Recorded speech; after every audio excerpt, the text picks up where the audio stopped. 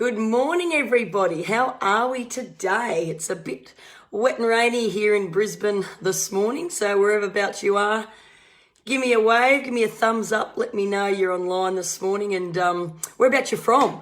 I mentioned the other day, when you guys come on, just give me the suburb or the state that you're in, just to get a good idea of where everyone's listening in from and tuning in from when we go live, and also too where everyone's based. You know, it's interesting to see different states at the moment. There's still lots of different things going on. Hey, Veronica, thanks for giving me a wave. Everyone's still sort of, got a few different things in their states that they're adjusting to, and it'd be good to know who's going through what and, what things are happening in their world right now. But Q&A time with T. Hope you like my hat. I thought I'd go for the whole red look today.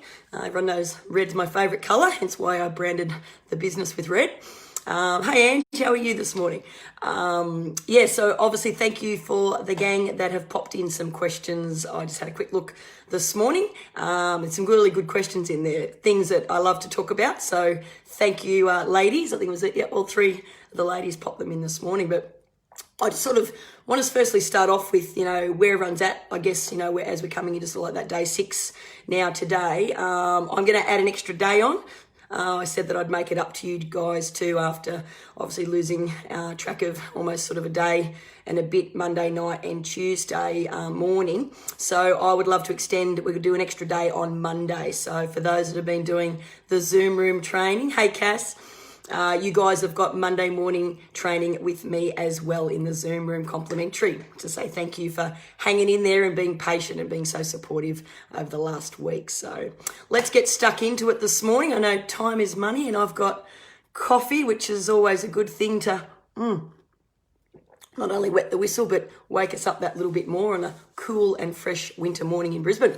Michelle, training for fat loss. Good question. And I see too, Sarah's popped a similar one in too around abdominal fat. So I'll kind of cover that in probably the same kind of context, because there's a few elements that could be pertinent to both of you actually, and to any other women out there that are going through some certain things at the moment, depending on their body and their age and whatnot. But training for fat loss, everyone talks about, particularly now with the styles of training that are out there, with your HIIT style trainings and, resistance training and things like that, particularly for us girls, that we should be lifting, weights a couple of times a week, 2 to 3 times a week, just obviously to help not only from our outside, but also, from a bone density, looking after that now more than ever, particularly if you're in your 30s.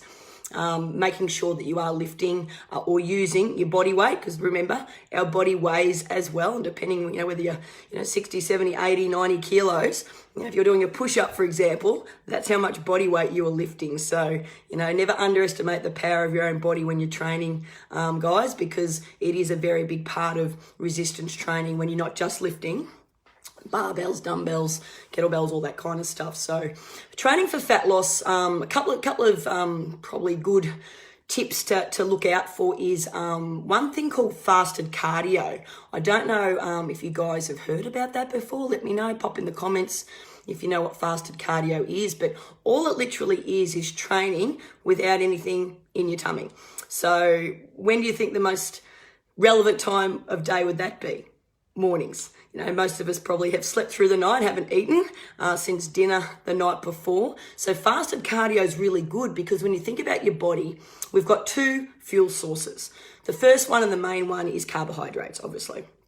That's where we've probably, stacked those tanks up quite a lot during, the COVID period that we've all been going through, particularly, when people have been stuck at home and, been wanting different things that are convenient in the household, but also really quick baking and things like that people got stuck into, is that, when your carb tank is full all the time, so you're putting a lot of carbs in, and I'm talking about even like your healthy carbs too, so it's all relevant, that your body will need to use that fuel source first. So if that tank is constantly being filled up, with your breads, pastas, rices, lots of sort of processed stuff, sugar, don't forget sugar is also in the carb bracket, even though it doesn't look like a piece of bread. Sugar, refined sugars and things like that still fall in the same. That when you've got too much of that going on, and then your second fuel source is your fat tank over here. Now, if you can imagine, if your carb tank's full, your fat tank's also full. And when we talk about that one being full, your body fat, you've got more body fat than is ideal at the moment, but you want to tap into that fat source to try and reduce your body fat. Then it's not going to be able to go into your first one, because like, those cars that you have, like long distance 4-wheel drives that have 2 tanks, the first tank's got to be used first, doesn't it?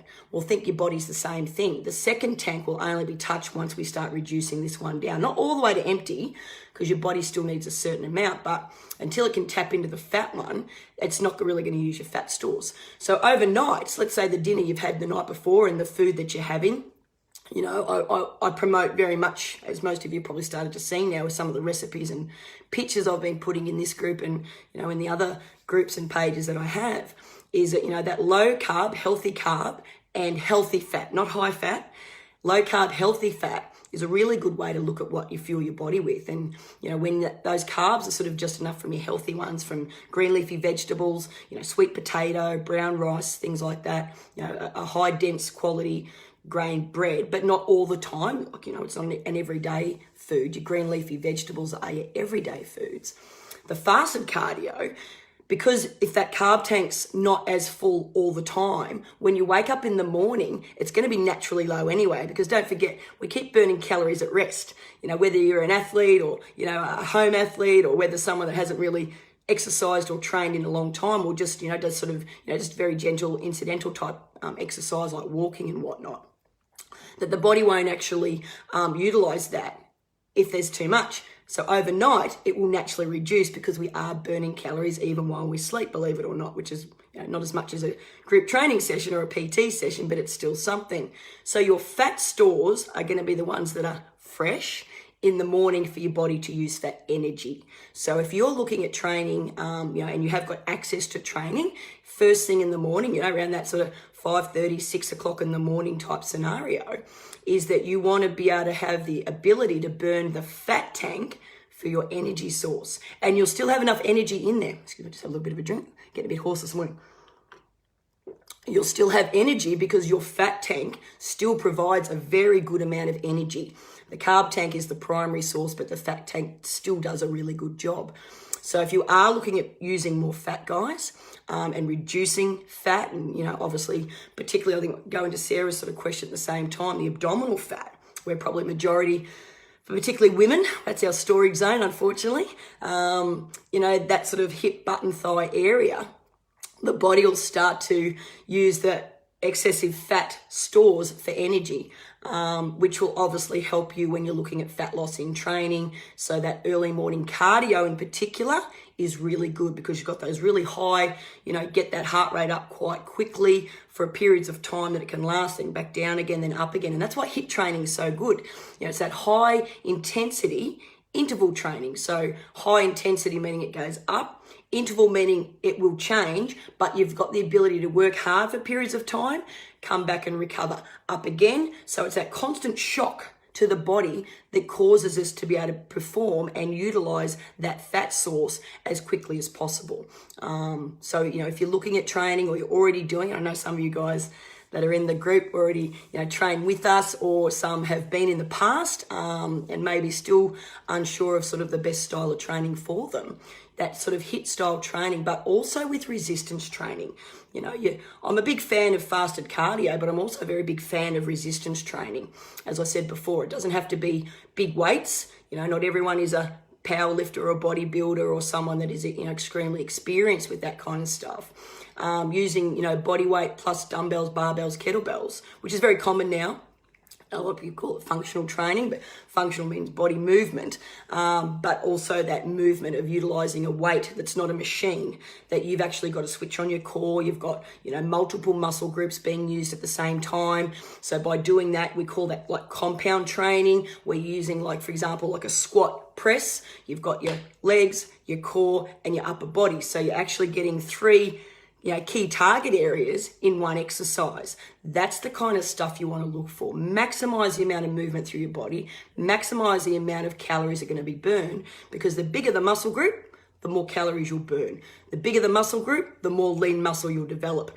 And as I know, a lot of you probably, very switched on, and you know that you need to build lean muscle to burn more fat, to burn more calories. So it's not about becoming, big and buffy. That takes years of training and specialist training. And, I've got friends that are bodybuilders, and it is a very dedicated profession. But again, for the home athlete, for the us that just want to be fit and healthy and, have a good balanced lifestyle, lifting and utilizing that style of resistance training, I'd suggest probably, 2 to 3 times a week for your resistance training, and definitely at least 2 days a week for your your fasted cardio or your cardio. Not everybody gets the chance first thing in the morning. I train a lot of shift workers. I train some doctors and nurses, people that work in the rails and things like that, their morning could be in the afternoon or the evening. Same sort of principle. The least amount of food you've consumed before you train, that is the best time if you're trying to lose and burn more fat. So hopefully that makes a bit of sense. Also on the flip side of that, I'll sort of come in, Sarah, thank you for your question too, particularly about fat loss in that abdominal area, post babies.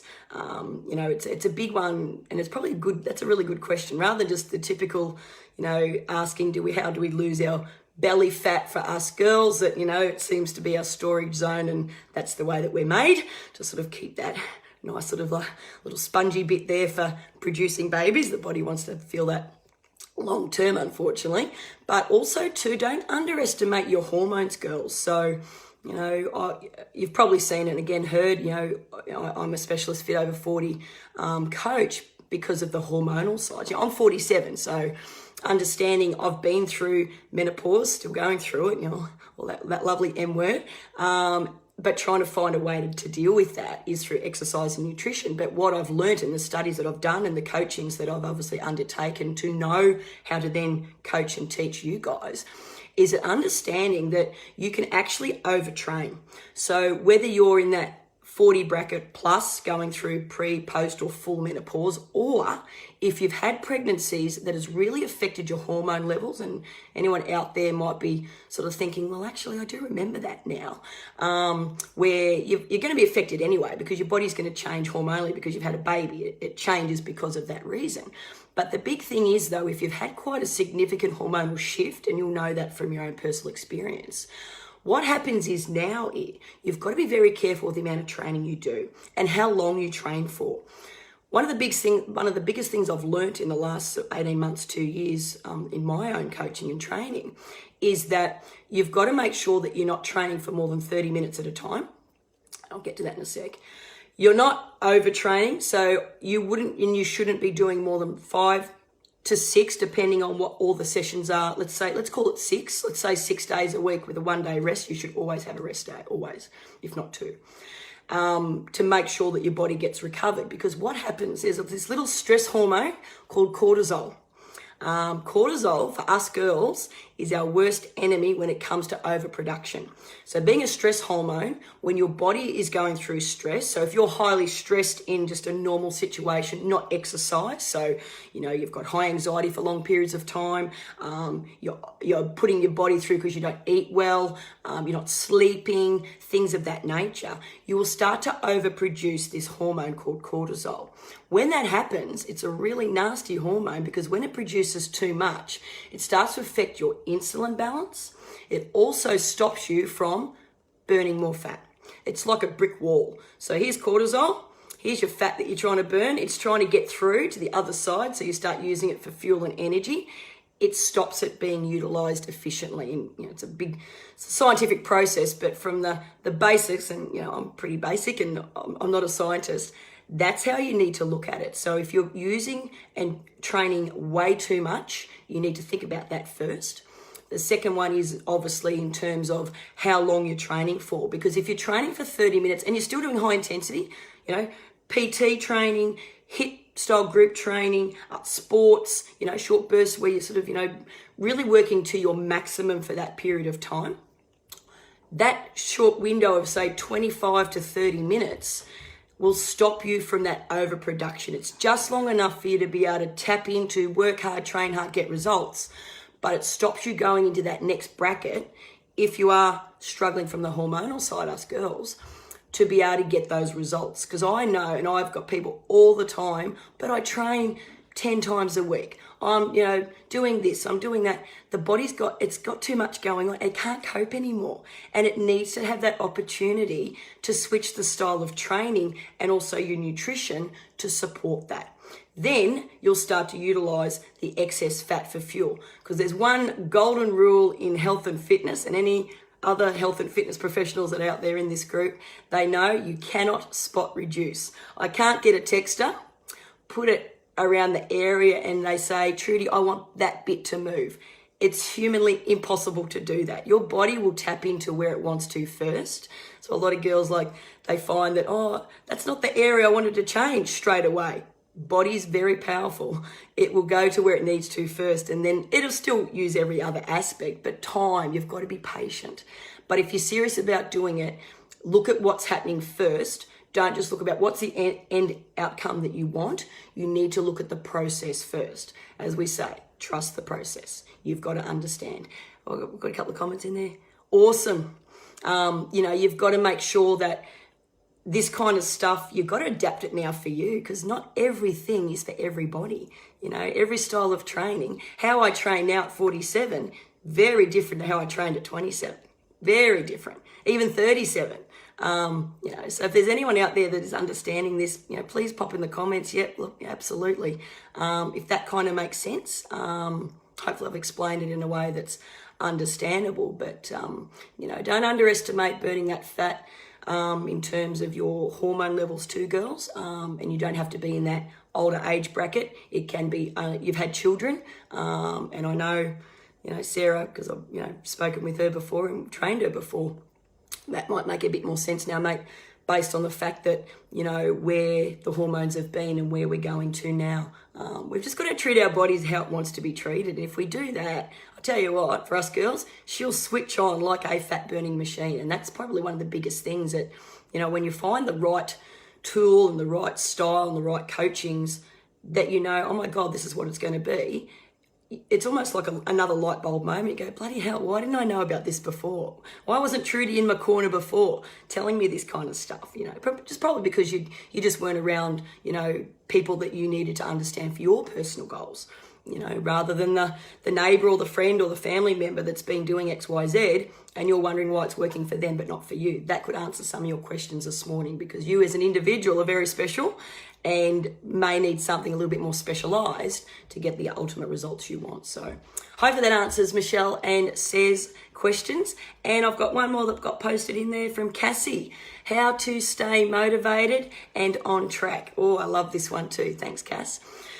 I talked already this week about the A word, accountability.